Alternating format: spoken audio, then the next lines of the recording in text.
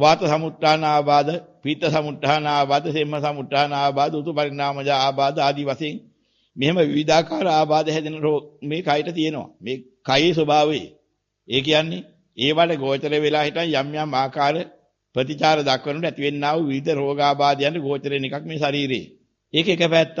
ඒ වගේම යම් කිසි විදිහක කාට හරි හූල්ලන්න වැඩ කරලා දුන්නොත් එහෙම ඒ කියන්නේ සමාගින් ගුණවතෙකුට විශේෂයෙන්ම ওই ළමයින්ගෙන් හුඟක් වෙන්නේ දෙමාපියන් මුල් කරගෙන මේ අත්බැවේ නෙමෙයි. ඊට එහා අත්බැවක තමන්ගේ කටයුතු නිසා දෙමාපිය හූල්ලනවා. දෙමාපිය හූල්ලන්නේ දෙමාපියන්ට කන්න බොන්න දෙන්නේ නැහැ කියලා නෙමෙයි. වැරදි ආකල්පයේ වැඩ කරනකොට ඒ දරුවාම විනාශ වෙනවා දැකලා. දෙමාපියන්ට බලා ඉන්න බැරුව හූල්ලනවා. සමහර වෙලාවට දෙමාපිය අඬනවා. දැන් අර දරුවාට වෙන්නේ නැහැ. ඒ දරුවාගේ තියෙන වැඩේ තියෙන අසත්පුරුෂකම, නොගැලපෙනකම. ඒක යාර දැක ගන්න හැකියාවක් නැහැ. ඒක තමන් ළඟ අඩුවක් තිබිලා. තමාගේම යහපතට යම් කෙනෙක් මේ විදිහට ශෝක වෙනවා, සංවේග වෙනවා නම් ඒ දෙමාපියන්ට තව කවුද? පළවෙනි තැන තියෙන එතෙන්ට. ඒ අය ගුණේ දකින්න ඕන ඉස්සෙල්ලා. නැත්නම් ඔක සසරේදීත් විඳින සිද්ධ වෙන පාපයක් වෙනවා. මම අඬනකොට මා කෙරෙහි යම් කිසි දවසක නැලෙව්වා නම් සැනසෙව්වා නම් ඒත් මගේම යහපතටමයි. නමුත් අද ඒගොල්ලෝ දුක් වෙන්නේ මොකටද? මං විනාශේ මගේ ආයහපතක් සිද්ධ කරගන්නී කියලා. එහෙනම් මටම යහපතට කරන්න ආවදී මං පිළි අරගෙන ඒ අයගේ හිත රිදවන්න හොඳ නැහැ කියන මේක යහපත් අදහසක්. ඊ අදහස ගන්න හැකියාවක් නැතුව යම් කිසි කෙනෙක් කල්ගත කළොත් ඒ නිසා හටගත් සාපේ තමා පසුපස අත්බෑවක් ගන්න ඉන්න පුළුවන් කාලයක්. ආපුවාම හැම හැදිලා ඇදුම කියන එක හැදෙන්නේ ඔන්න වගේ දෙයකින් අන්න ඒවට මුල පුරනවා. ඒකේ ස්වභාවයක් වෙනවා ඒක. ඒගොල්ලෝ කියන මාර්ගය ඇදයි. අම්මා කියන එක වැරදි. උඹලා කොයි කාලේ ආයිද? උඹලා සමාජයේ බහැපු අය නෙමෙයි. උඹලා මේ අඬ අඬ පිකි බිද බිද ඉන්නේ. මම මෙහෙම යනකොට. උඹලා දන්නේ ඇත්ත. උඹ කියන්නේ කවුද? උම්මා. උම්මා කියන්නේ අම්මට. තවත් වචනයක්. උම්මා ඇදයි. ඇද උම්මා ඇදුව වුණා. නිරුක්තිය නැහැටි. මට වණී නිරුක්තිය හදන 아무තු ඒවා කියලා. ඇදුම හැදිච්ච මුල ඕකයි.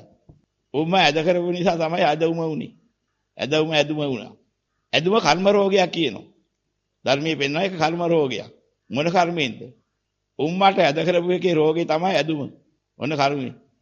අම්මා තමයි උම්මා කිව්වේ. මව්. ඇද කලේ මොකද්ද? තමන් කරන මොනවා හරි දුස්චරිත වැඩ මොනවා හරි දැක්කහම අනේ මගේ පුතාට මොකද්ද මේ වෙන්න යන්නේ? මේ පුතා මෙහෙම මොකක් වෙයිද?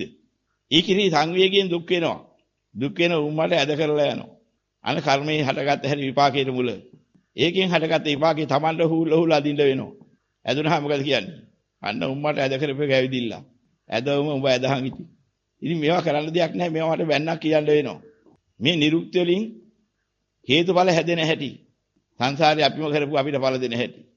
ඉතින් ඒ වගේ අවස්ථා තියෙනවා මේ සෙම කියන එකේ එක රෝගයේ ලක්ෂණ ඕවා. ඕවට ඉතින් කරන්න දෙයක් නැහැ. මොකද කරන්නේ? දැඟුණත් ඉතින් කරන්න තියෙන්නේ මොකද්ද?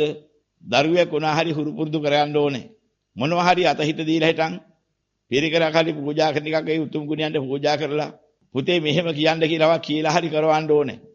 සසරෙදි වටන් මව්පියන් මුල් කරගෙන යම් කිසි උතුම් මායට මගෙන් අවඩක් අසාධාරණයක් හිතරිද වීම සිද්ධ වුණා නම් මොන ක්‍රමයකින් හරි ඒ මගෙන් වෙච්ච අසාධාරණීට ඊයට මේ පින් ලැබිලා මං ඒ අසාධාරණේ මිදෙන්නත් මට යහපත මග පෑදෙන්නත් මග පෑදේවා සාසන ආශිර්වාදයෙන් යහපත පිහිටාවා කියලා අදිෂ්ඨානයන් කරලා එහෙම ඒ ළමයා ලවා හත ගසලා පූජා පවත්වන්න වෙන්නම් කියන දෙයක් නෑ. ඕකෙදි කවදා හරි පොඩ හරි ඒ ළමයාට පින වැඩුණොත් ඔය සසරේ තිබෙන කර්ම රෝග ගතිය හදුරු වෙන්න පුළුවන්. එතකොට දිනේට වේත දෙකක් දෙන්න නිකම් හොඳ වෙලා යයි.